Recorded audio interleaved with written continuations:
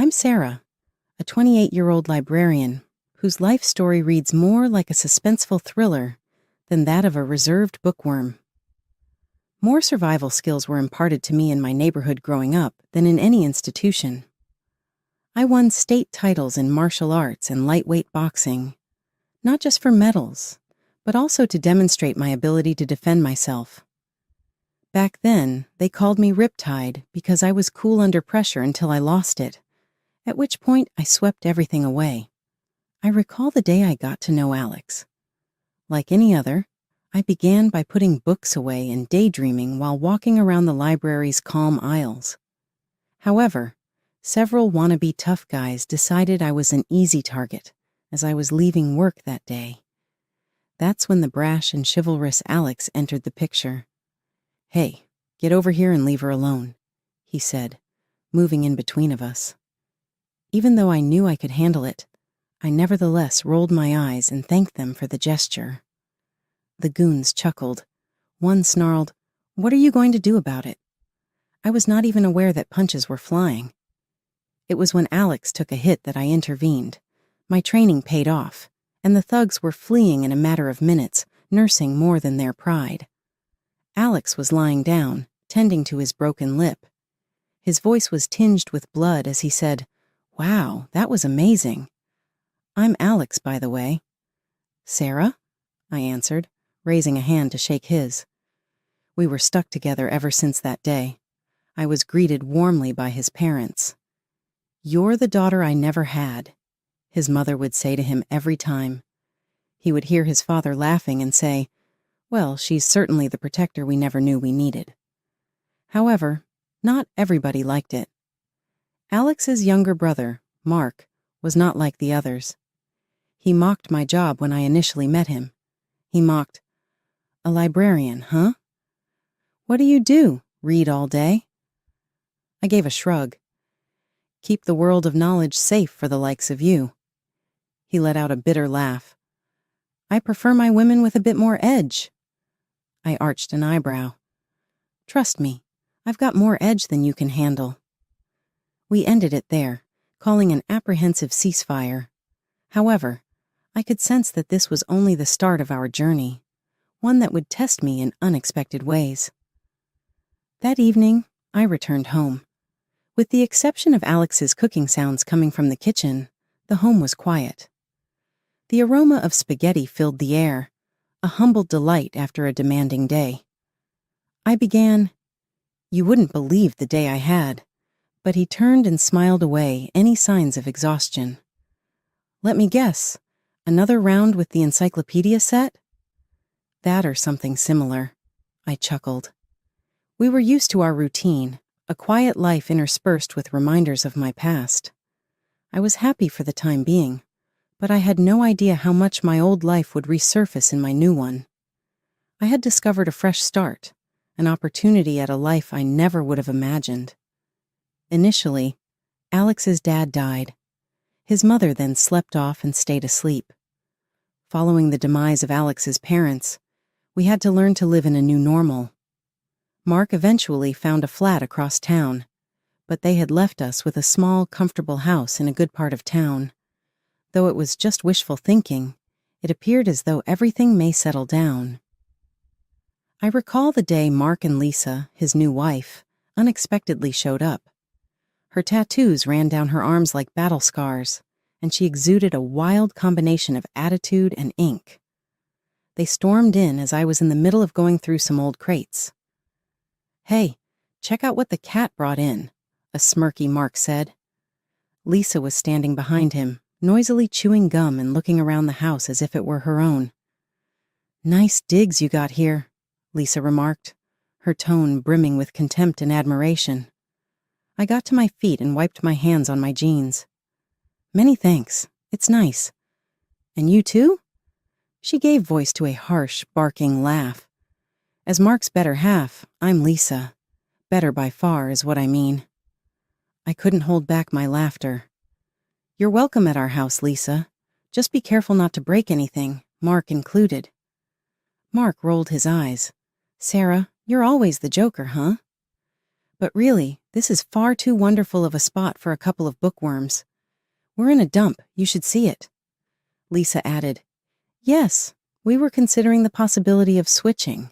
We take this tiny paradise, and you take the flat.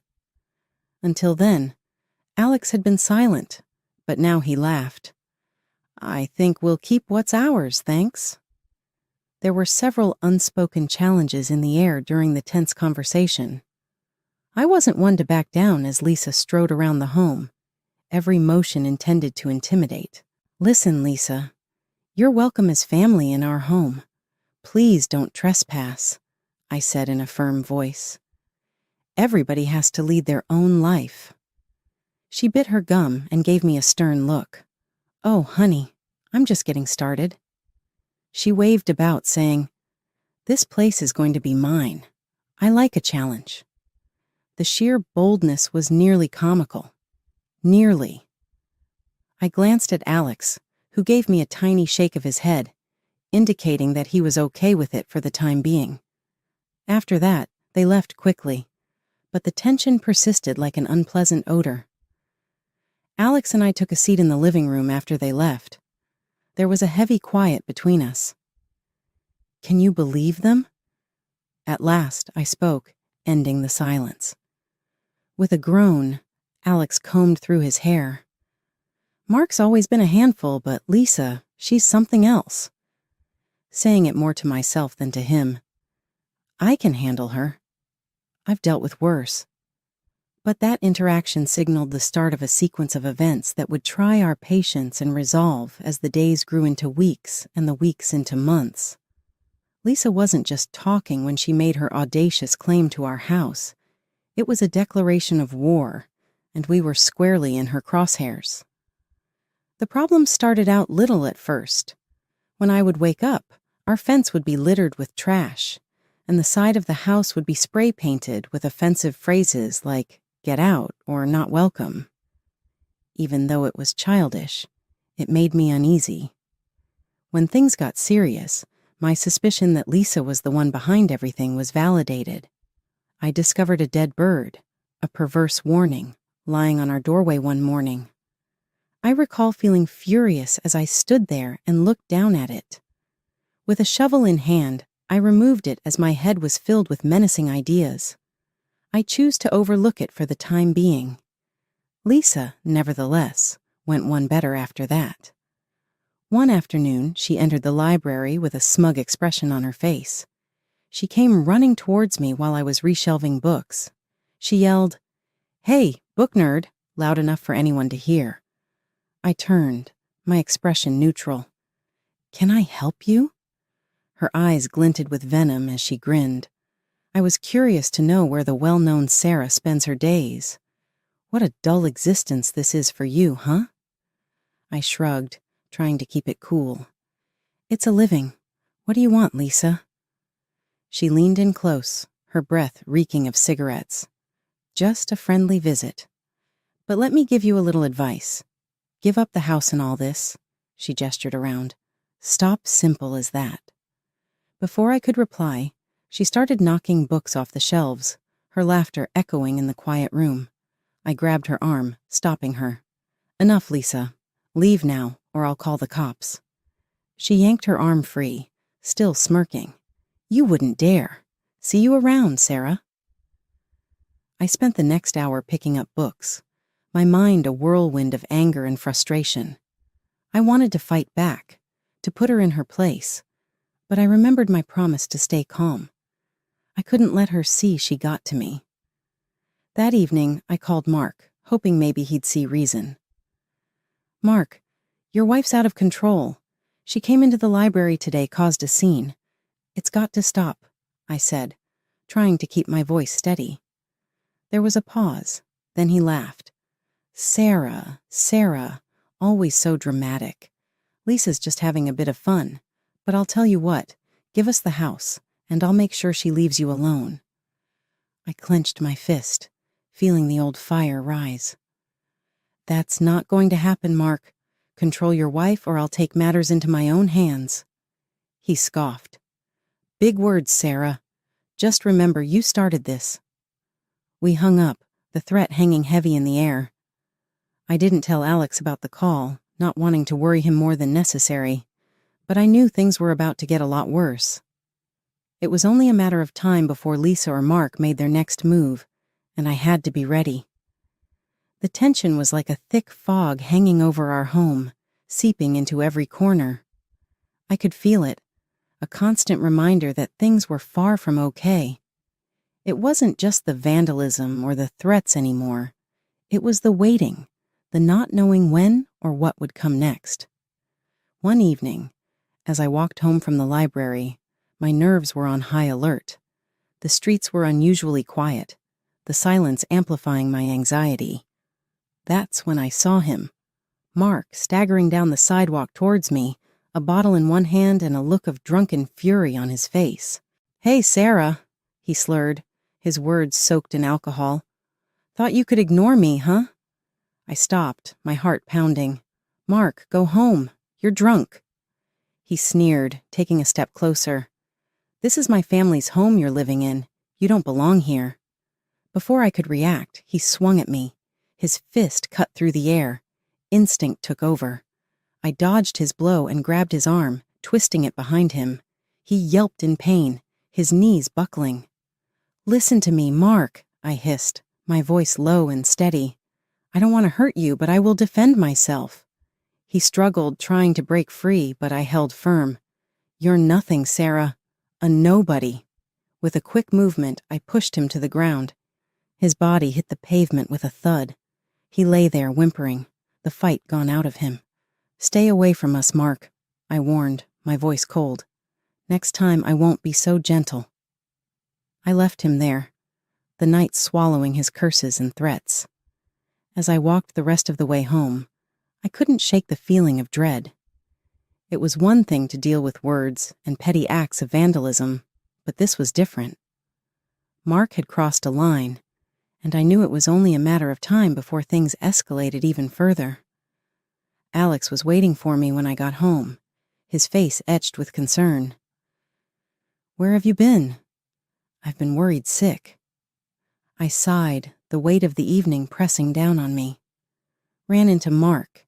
It got a little heated." Alex's eyes widened. "What happened?" "Are you okay?" I nodded, trying to reassure him. "I'm fine, just tired of all this, tired of being pushed around." He wrapped his arms around me, a silent promise of support. "We'll figure this out, Sarah. Together." But as we stood there clinging to each other, I couldn't shake the feeling that our troubles were far from over. I had reached my breaking point, and there was no turning back. I was ready to do whatever it took to protect our home, to protect our peace. And if that meant facing down the demons of my past, then so be it. I was no stranger to fighting, and I wasn't about to start backing down now. The days that followed were a blur of unease and whispered conversations. The incident with Mark had shaken me more than I wanted to admit. I knew I had to tell Alex everything, but part of me dreaded his reaction. Would he see me differently, knowing the full extent of the violence? I was capable of it when Alex finally came home from his trip. I was a bundle of nerves. He looked tired, the lines on his face deeper than when he left. He dropped his bags and pulled me into a hug, a silent question in his embrace. "Sarah, what's wrong?" he asked, his voice laced with worry. "You're shaking." I took a deep breath, the words tumbling out. "It's Mark and Lisa. They've been terrorizing us, and it's getting worse." His brow furrowed, confusion and anger mixing in his eyes.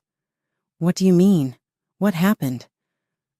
I told him everything, from the dead bird to the confrontation with Mark. With each word, I saw the shock and hurt flash across his face. "You've been dealing with this alone? Why didn't you tell me?" Alex's voice cracked, a mix of anger and concern. "I didn't want to worry you, and I thought I could handle it," I admitted, my voice barely above a whisper. He sighed, running a hand through his hair. "Sarah, we're in this together. You don't have to carry this burden alone. I nodded, the guilt and relief swirling inside me. I know, I'm sorry, I didn't want you to see the side of me, the side that fights, that hurts people. Alex took my hand, his grip firm. I married you for all of you, Sarah. Your strength, your courage. It's part of who you are, and I love you for it. We talked late into the night, making plans and discussing our options. But underneath the strategy and determination, there was an unspoken fear. What if it wasn't enough? What if Lisa and Mark didn't back down? The next morning, I woke up to the sound of Alex on the phone, his voice low and urgent. I walked into the kitchen, catching snippets of his conversation. Can't go on like this. We need to take action, he was saying. I'll call the lawyer, see what our options are. He hung up and turned to me, a determined look on his face. We're going to fight this, Sarah. Legally, and if necessary, we'll take other precautions. But we're not letting them win. I nodded, the fighter in me rising to the surface. I'm with you, Alex. Whatever it takes. But even as we banded together, ready to defend our home, I couldn't shake the feeling of dread. Confessing to Alex had lifted a weight off my shoulders, but it also made the threat more real. This was no longer a distant danger. It was at our doorstep, and we were about to face it head on. The battle lines were drawn, and there was no turning back. The quiet life we had built was about to be tested, and I only hoped that our love and resolve would be enough to see us through. One brisk morning, as Alex and I were enjoying a rare moment of quiet, a loud knock shattered the peace. We exchanged a wary glance before I opened the door. There stood Mark and Lisa, flanked by a group of guys with a rough gangster edge. Lisa's smug grin told me everything I needed to know. This was her latest attempt to intimidate us, to scare us into giving up our home. Look what we brought you, Lisa taunted, gesturing to the menacing crowd behind her. I felt Alex stiffen beside me, but I kept my cool. This isn't going to work, Lisa. You can't bully us out of our own home. That's when the unexpected happened. The apparent leader of the group, a broad-shouldered guy with a commanding presence, stepped forward and burst out laughing. It wasn't the reaction any of us were expecting, least of all me. Sarah, is that really you? He exclaimed, his laughter subsiding into a wide grin. I squinted, taking in his features, a flicker of recognition igniting in my mind. Danny? Danny Coleman? The rest of the group looked on in confusion as Danny nodded, still grinning. In the flesh. Can't believe it's you. The nickname Riptide sent a shockwave through the crowd. I saw the change in their eyes, the way their posture shifted from hostile to respectful. Lisa and Mark were visibly taken aback, their confidence draining from their faces. Danny turned to the group, his voice loud and clear. Folks, you might not know this, but Sarah here is a legend. We grew up in the same neighborhood, saw her fights. Trust me when I say she's not someone you want to mess with. The murmurs of acknowledgement and nods of respect were almost surreal. Here I was, facing a potentially dangerous situation, and suddenly I had an advocate in the most unexpected form, a former classmate turned gang leader. Danny addressed Lisa and Mark directly, his tone serious. You two got it all wrong, trying to bully Sarah out of her house. That's not going to fly, not with me here. Lisa's voice was barely a whisper, her bravado gone. But this is supposed to be our house. We deserve it. Danny shook his head, the finality in his motion clear. You don't deserve anything by terrorizing people, especially not someone like Sarah. He turned back to me, his expression softening. Look, I know we've had our differences in the past, but no one messes with you, not on my watch. As they left, with Lisa and Mark trailing behind as a defeated duo, the neighborhood silence returned. But it was a different kind of quiet now, one filled with newfound respect and an unexpected sense of security.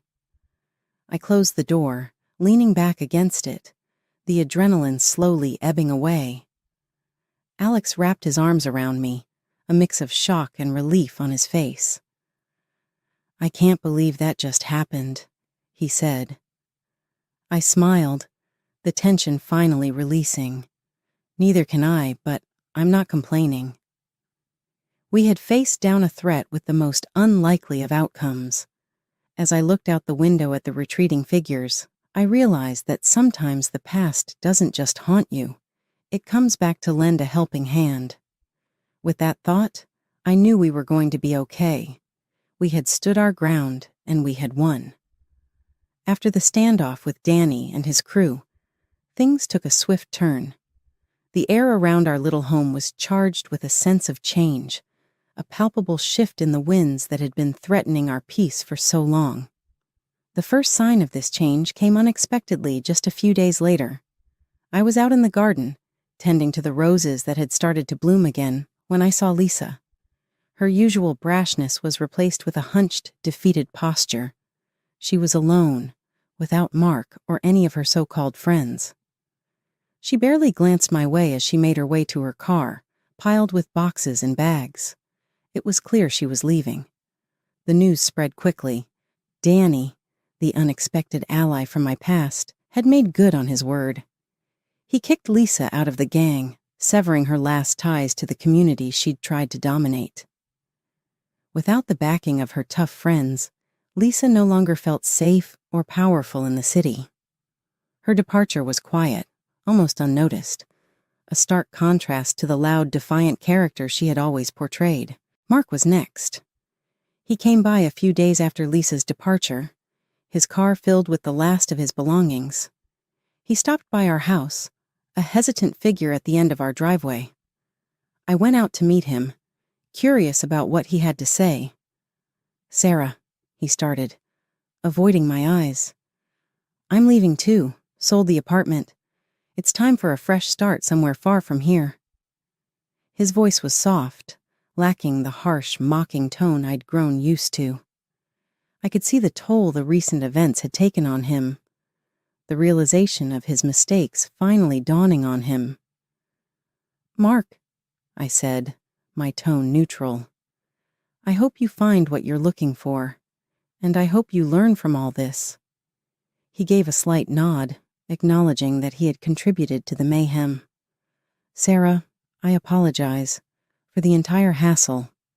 I was in error." After that, he got into his car and drove out of the neighborhood, taking with him a trail of regrets and the fights. It was peaceful once more on the street that had felt like a battlefield.